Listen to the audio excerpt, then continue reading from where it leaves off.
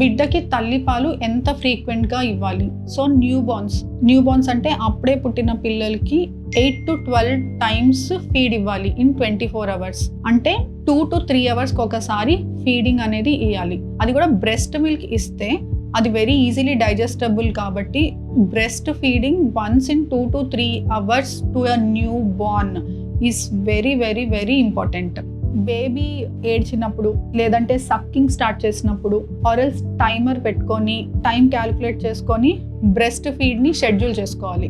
But new బార్న్స్లో కంటిన్యూస్గా 4 hours feed ఇవ్వకుండా ఉండకూడదు. Because baby might go in to dehydration. So baby once పెరిగిన తర్వాత ఆఫ్టర్ 1 month కొంచెం ఫ్రీక్వెన్సీ తగ్గించినా పర్వాలేదు. Like 7 to 9 feeds in 24 hours ఇచ్చినా సరిపోతుంది. సో అప్పుడు మనం 3 to 4 hours గ్యాప్ చూసుకొని ఫీడ్ చేయొచ్చు. ఎందుకంటే బేబీ కొంచెం పెరుగుతున్నప్పుడు బ్రెస్ట్ మిల్క్ నీడ్ కొంచెం తగ్గుతుంది. సో బ్రెస్ట్ మిల్క్ ఫ్రీక్వెన్సీని బేబీ హంగర్ క్యూస్ని బట్టి ఆర్ఎల్స్ సక్కింగ్ని బట్టి ఆర్ఎల్స్ టైం షెడ్యూల్ చేసుకొని బ్రెస్ట్ మిల్క్ ఫ్రీక్వెంట్గా ఇవ్వడానికి ప్లాన్ చేసుకోండి.